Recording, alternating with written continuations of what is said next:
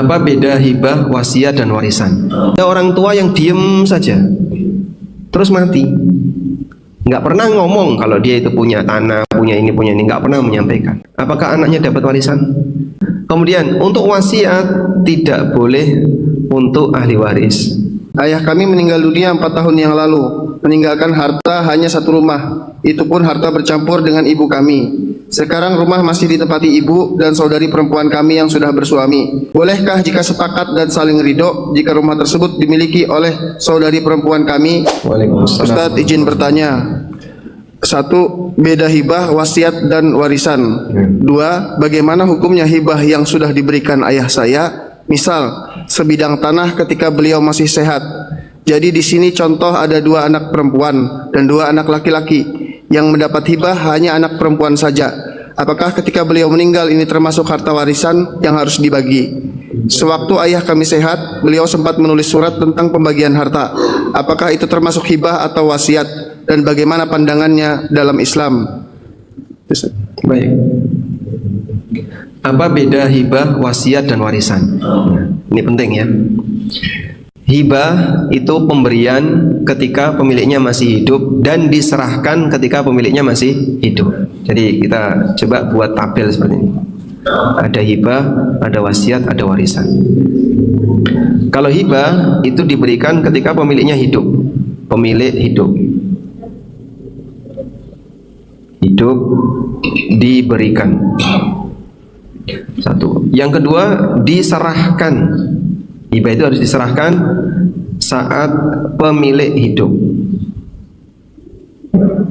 Kalau pemiliknya sudah mati, yaitu bukan hibah. Baik. Wasiat itu diberikan, wasiat itu diberikan saat hidup, tapi diserahkan setelah mati. Paham bedanya? Misalnya si A menyampaikan, besok kalau bapak mati, tanah itu jadi punya kamu. Kalau bapak mati, tanah itu jadi milik kamu. Namanya apa ini? Wasiat. Sehingga dia digantungkan dengan kematian. Terus kalau bapak belum mati, ya belum jadi milik kamu. Ya, karena kan dia baru pindah milik setelah pemiliknya mati. Sudah? Tapi melalui pesan. Nah, pesan seperti ini statusnya wasiat. Bedanya dengan warisan apa Pak? Warisan itu otomatis, tanpa akad. Jadi kalau hibah dan wasiat ini ada akad atau ada pesan. Kalau ini tanpa akad. Ada orang tua yang diem saja, terus mati, nggak pernah ngomong kalau dia itu punya tanah, punya ini, nggak pernah menyampaikan. Kemudian yang bersangkutan meninggal. Apakah anaknya dapat warisan? Dapat, walaupun orang tua nggak pernah ngomong. Bahkan warisan itu nggak bisa dibatalkan. Misalnya seorang bapak jengkel sama anaknya, "Dah, kamu keluar dari rumah ini. Bapak nggak bakalan menyapa kamu lagi sampai mati." Ya. Saking emosinya, bapak sudah tidak mengakui kau sebagai anak. Lah, aku anak siapa Pak? Nggak tahu. Kan nggak mungkin meledak teka waktu, itu nggak mungkin. Baik. Kemudian 3 hari setelah itu bapaknya mati. Anak tadi tetap dapat nggak? Tetap dapat. Kenapa? Anak adalah anak. Apapun itu, anak adalah anak. Sehingga beliau tetap dapat, meskipun bapaknya menolak. Kecuali kalau beda agama atau dia pembunuh bapaknya, nah itu ada penghalang. Tapi kalau dia satu agama, tidak ada penghalang, maka anak tetap dapat. Sehingga warisan tidak bisa dibatalkan. Sudah? Cuman di sini ada aturan tambahan. Untuk hibah itu aturan tambahannya ya. Hibah wajib sama. Sehingga satu dikasih, yang lain dikasih. Nggak boleh salah satu dikasih, yang lain nggak dikasih. Ini hibah yang tidak adil. Dan Nabi SAW meminta, "Sawwi baina auladikum," bersikaplah adil dalam memberikan hibah di antara anak kalian. Baik, sehingga hibah wajib sama. Kemudian untuk wasiat tidak boleh untuk ahli waris. Tidak boleh wasiat untuk ahli waris. Nabi SAW mengatakan, ala la wasiyata liwarithin, ketahuilah tidak ada wasiat untuk ahli waris. Sudah? Oleh karena itu orang tua tidak boleh berwasiat untuk ahli waris. Besok kalau bapak mati, ini untuk anak si A, ini untuk anak si B, untuk anak si C, tidak bisa. Maka yang tepat gimana?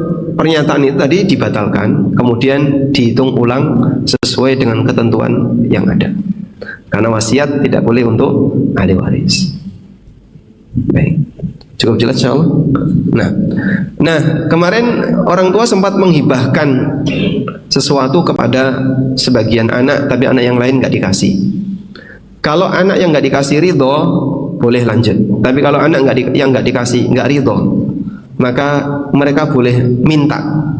Yang sudah dikasihkan bapak ke kamu, saya minta sekian, sehingga dibuat rata. Salah satu tidak boleh lebih unggul dibandingkan yang lain. Wallahu a'lam. Pertanyaan yang kedua, Ustaz. Apabila orang tua laki-laki meninggal dan orang tua perempuan menikah lagi, itu warisan sudah harus dibagikan atau bagaimana?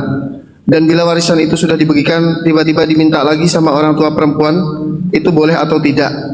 Jadi ceritanya, orang tua kawan saya, orang tua ayahnya meninggal dan ibunya menikah lagi dengan laki-laki lain.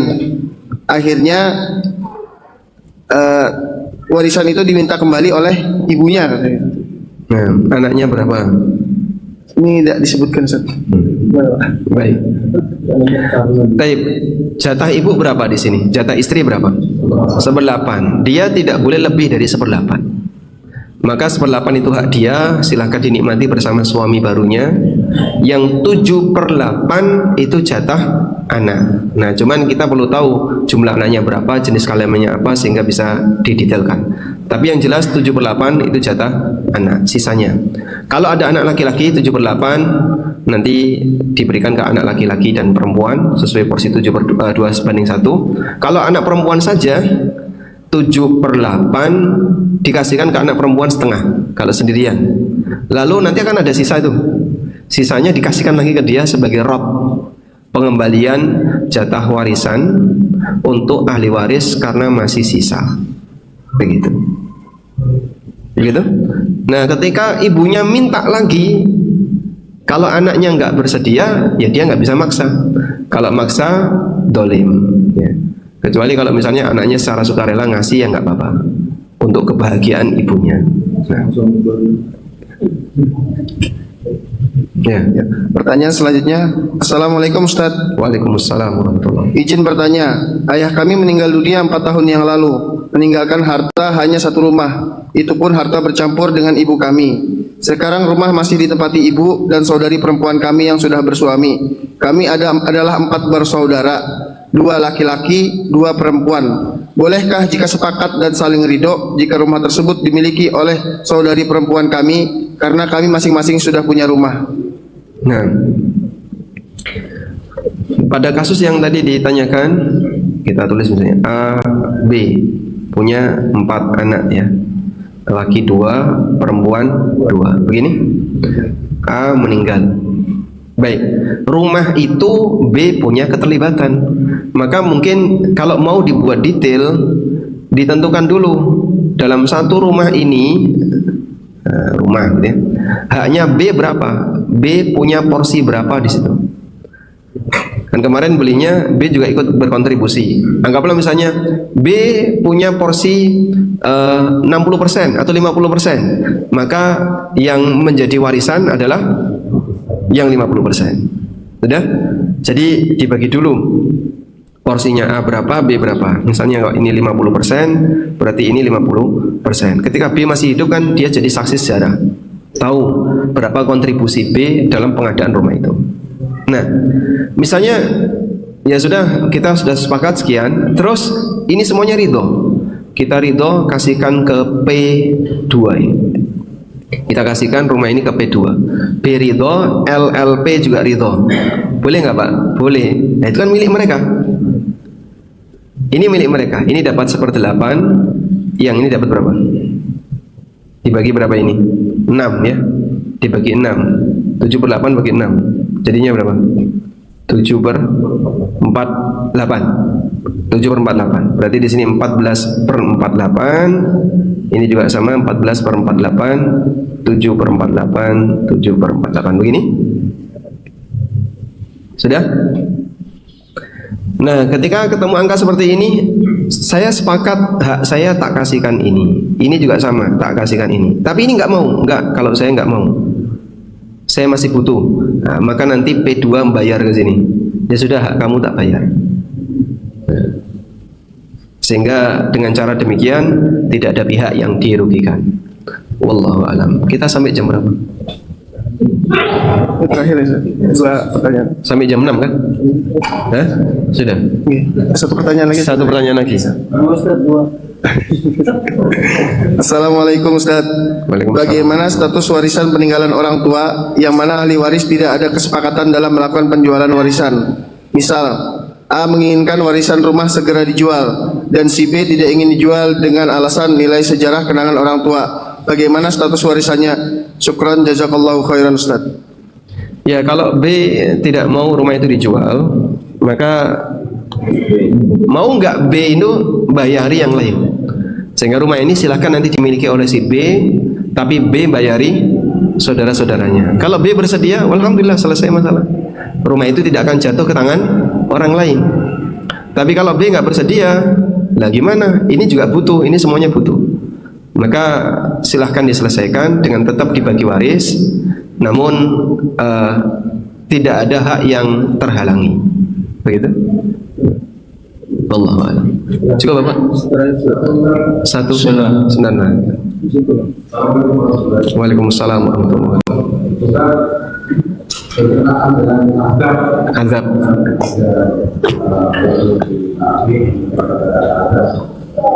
Mungkin tidak, tapi maka ada. Kalau di kepolisian itu pernah menyampaikan terkait masalah ada dua program yang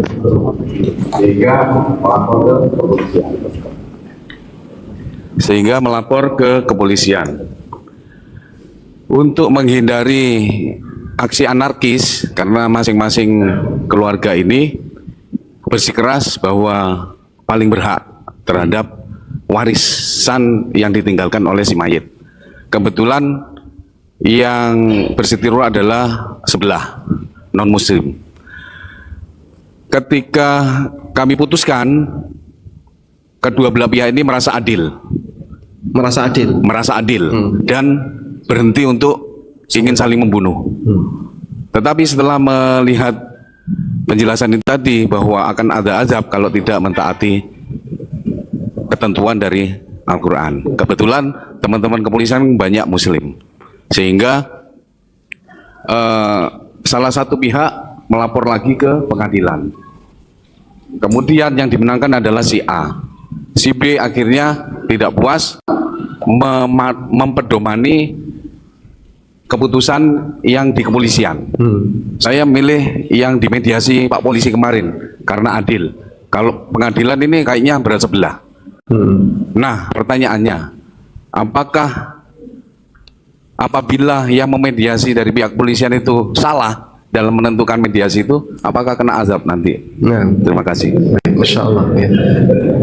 Ini ibu nggak dengar ya.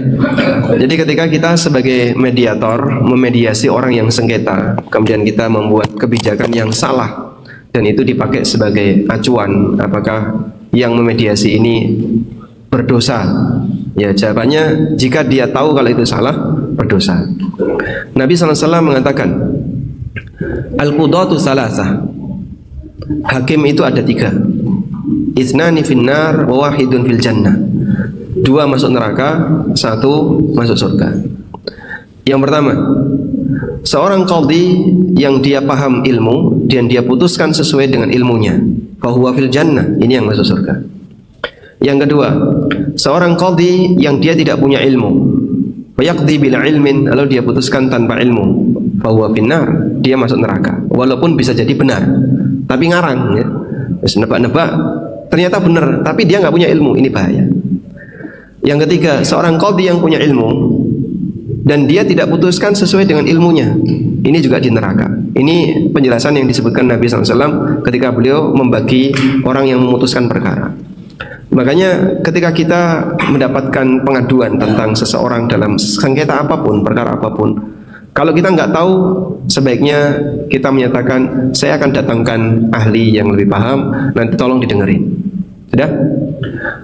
Posisi APH, aparat penegak hukum dalam hal ini kan intinya biar mereka nggak berantem ya, nggak sengketa. Yang kita hindari jangan sampai berantem. Kita tidak menghendaki adanya sengketa, adanya berantem, bahkan sampai menghilangkan nyawa. Apa sih yang harus dibela? Sementara itu hanya sebatas harta nemu. Siapapun yang dapat itu sifatnya hanya nemu. Kita datangkan yang lebih berilmu atau yang lebih berwenang. Nah, keputusan dia yang kita jaga. Sudah, silakan diterapkan. Kemudian kita jaga jangan sampai terjadi sengketa. Kalau misalnya salah satu pihak tetap nggak terima, nah silahkan nanti gugat ke atas. Jadi jalurnya melalui jalur yang ada.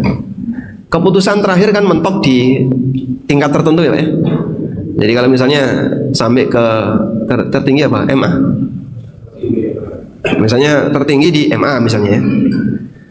Nah, ketika keputusan tertinggi sudah memutuskan ini, dia mau turun nggak bisa. Nanti keputusan tertinggi ini yang dipakai. Nah, selanjutnya posisi para aparat menjaga itu, jangan sampai diselewengkan dan terjadi sengketa. Teman-teman juga sama ya, kalau Anda ditanya dan nggak ngerti, jangan nekat jawab.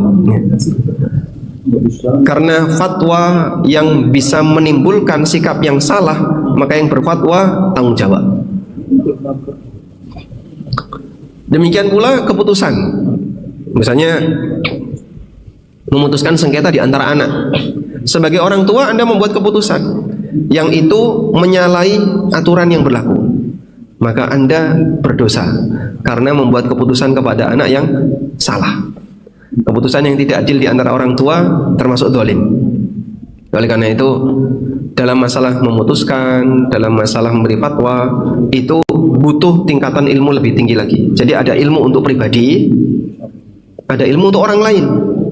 Kalau untuk pribadi lebih ringan ya. Anda ikut kajian-kajian seperti ini, paham, saya amalkan pribadi. Kalaupun keliru lebih ringan. Tapi kalau sudah fatwa salah, nah itu lebih berat lagi. Sehingga jangan sampai kita memberi fatwa salah atau apalagi membuat keputusan yang salah. Ala sa'alu idza lam ya'lamu fa inna syifa'al su'al. Kalau nggak ngerti ya tanya, karena obat nggak tahu itu tanya. Wallahu a'lam.